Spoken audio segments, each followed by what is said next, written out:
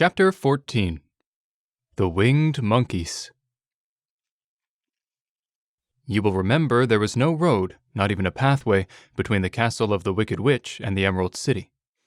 When the four travelers went in search of the witch, she had seen them coming, and so sent the winged monkeys to bring them to her. It was much harder to find their way back through the big fields of buttercups and yellow daisies than it was being carried. They knew, of course, they must go straight east, toward the rising sun, and they started off in the right way. But at noon, when the sun was over their heads, they did not know which was east and which was west, and that was the reason they were lost in the great fields. They kept on walking, however, and at night the moon came out and shone brightly. So they lay down among the sweet-smelling yellow flowers and slept soundly until morning, all but the Scarecrow and the Tin Woodman. The next morning, the sun was behind a cloud, but they started on, as if they were quite sure which way they were going. "If we walk far enough," said Dorothy, "I am sure we shall sometime come to some place." But day by day passed away, and they still saw nothing before them but the scarlet fields. The Scarecrow began to grumble a bit. "We have surely lost our way," he said, "and unless we find it again in time to reach the Emerald City, I shall never get my brains." "Nor I my heart," declared the Tin Woodman. "It seems to me I can scarcely wait till I get to Oz, and you must admit this is a very long journey."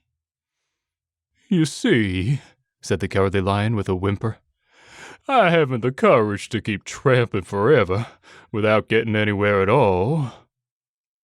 Then Dorothy lost heart. She sat down on the grass and looked at her companions, and they sat down and looked at her, and Toto found that for the first time in his life he was too tired to chase a butterfly that flew past his head. So he put out his tongue and panted and looked at Dorothy as if to ask what they should do next. "Suppose we call the field mice," she suggested. "They could probably tell us the way to the Emerald City." "To be sure they could," cried the Scarecrow. "Why didn't we think of that before?" Dorothy blew the little whistle she had always carried about her neck since the Queen of the Mice had given it to her. In a few minutes, they heard the pattering of tiny feet, and many of the small gray mice came running up to her. Among them was the Queen herself, who asked in her squeaky little voice, "What can I do for my friends?" "We have lost our way," said Dorothy. "Can you tell us where the Emerald City is?" "Certainly," answered the Queen. "But it is a great way off, for you have had it at your backs all this time." Then she noticed Dorothy's golden cap and said, "Why don't you use the charm of the cap and call the winged monkeys to you? They will carry you to the City of Oz in less than an hour." "I didn't know there was a charm," answered Dorothy in surprise. "What is it?" "It is written inside the golden cap," replied the Queen of the Mice. "But if you are going to call the winged monkeys, we must run away, for they are full of mischief and think it great fun to plague us." "Won't they hurt me?" asked the girl anxiously. "Oh no, they must obey the wearer of the cap. Goodbye." And she scampered out of sight, with all the mice hurrying after her. Dorothy looked inside the golden cap and saw some words written upon the lining.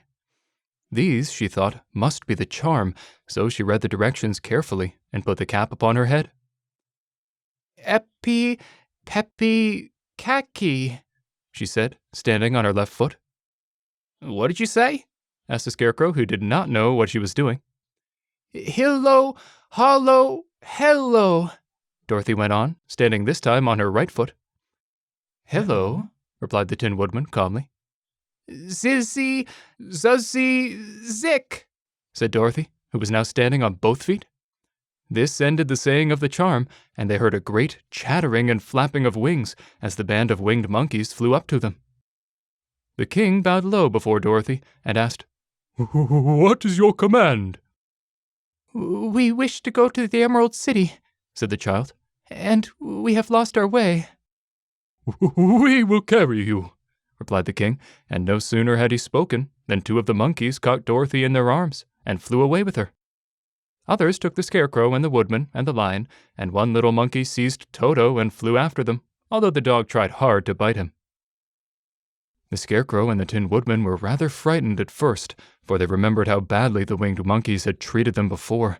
But they saw that no harm was intended, so they rode through the air quite cheerfully, and had a fine time looking at the pretty gardens and woods far below them. Dorothy found herself riding easily between two of the biggest monkeys, one of them the king himself. They had made a chair of their hands and were careful not to hurt her. "Why do you have to obey the charm of the golden cap?" she asked. That is a long story, answered the king with a winged laugh. But as we have a long journey before us, I will pass the time by telling you about it if you wish. "I shall be glad to hear it," she replied. Once, began the leader, we were a free people, living happily in the great forest, flying from tree to tree, eating nuts and fruit, and doing just as we pleased without calling anyone master. Perhaps some of us were rather too full of mischief at times, flying down to pull the tails of the animals that had no wings, chasing birds, and throwing nuts at the people who walked in the forest. But we were careless and happy and full of fun, and enjoyed every minute of the day. This was many years ago, long before Oz came out of the clouds to rule over this land. There lived here then, away at the north, a beautiful princess, who was also a powerful sorceress. All her magic was used to help the people, and she was never known to hurt anyone who was good. Her name was Gayelette, and she lived in a handsome palace built from great blocks of ruby. Everyone loved her, but her greatest sorrow was that she could find no one to love in return, since all the men were much too stupid and ugly to mate with one so beautiful and wise. At last, however, she found a boy who was handsome and manly and wise beyond his years. Gayelette made up her mind that when he grew to be a man, she would make him her husband. So she took him to her ruby palace and used all her magic powers to make him as strong and good and lovely as any woman could wish. When he grew to manhood, Galala, as he was called, was said to be the best and wisest man in all the land, while his manly beauty was so great that Gayelette loved him dearly and hastened to make everything ready for the wedding. My grandfather was at the time the king of the winged monkeys, which lived in the forest near Gayelette's palace, and the old fellow loved a joke better than a good dinner.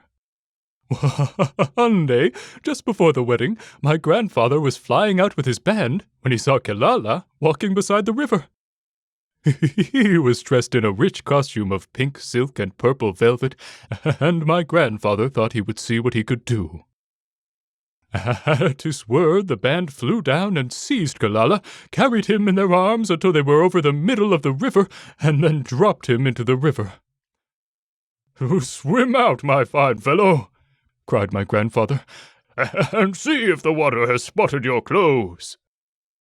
Galala was much too wise not to swim, and he was not in the least spoiled by all his good fortune. He laughed when he came to the top of the water, and swam into shore.